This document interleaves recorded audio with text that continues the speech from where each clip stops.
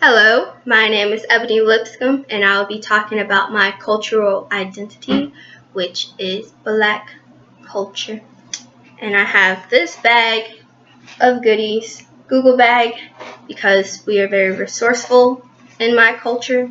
I don't have any cultural representative bags. So, first in the bag is my phone. There's a picture on said phone of Kevin Hart, his comedic play or showcase. It's called Laugh at My Pain. And I put this in here because theoretically every day in my life I carry that with me, and I think that my culture is very humorous and positive about life. So I think a lot of the things like that could be tragic or in your daily life, you just find a way to make it positive and laugh about it and turn it into something joyous instead of focusing on the negative. And Kevin Hart does that when he talks about his life and things, and I do that all the time. Also, I think I'm quite funny, might become a comedian one day, and I just think it's a very good quality to have as a culture. And I also think the very controversial N-word, right, that is used, but as a Black culture we've turned it into something positive instead of negative and downgrading and oppressing. So now that is a term that we use freely, that I appreciate. If you use it correctly or in a good sense, it's a good thing. Also in my bag I have a Bible, and my religion that I carry with me every day is Christianity, and that's a very important part of my life and my culture.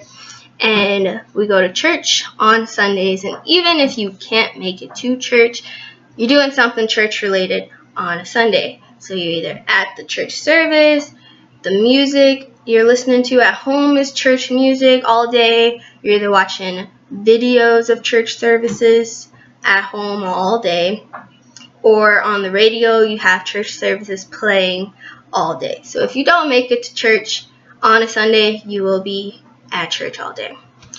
And yes, God is just present in my everyday life.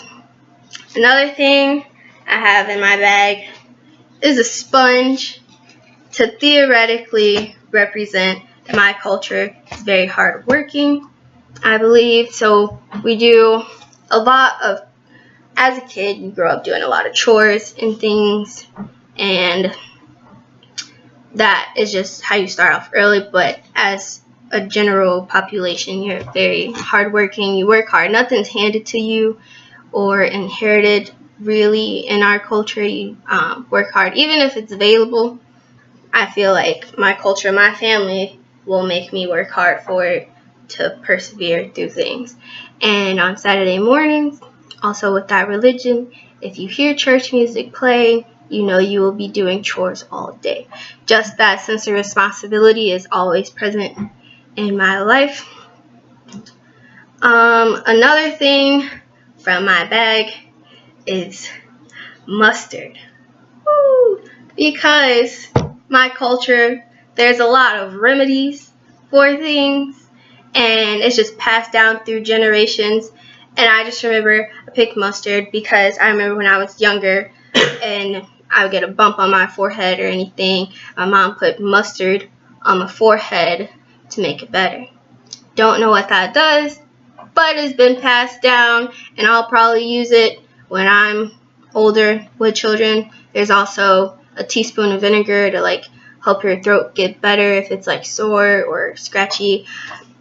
Don't know what it does, just know it's part of the culture because it's very common throughout my family.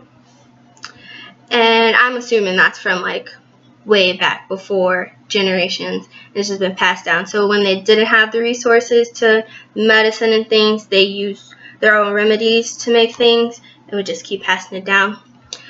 Another thing in my bag is this shirt of a family reunion. This is my great-granddad and my great-grandma. We have family reunions almost annually, and that's just to stay in touch with our family and close friend members of the family. And it just represents unity in my culture and celebrating of life and generations. and just the strength in numbers. So we stick together. You know, we always come back together no matter what's going on in life. You just find time to come back together and celebrate life. And I think I like it because you can see how each generation is like progressively getting better in life. And then also I put this pack of a ramen noodle soup. I put this in here because recently I was talking with my friend of a different culture, and she refers to that as a different term than I do, and I thought that was interesting, and I want to know how many other people refer to her differently.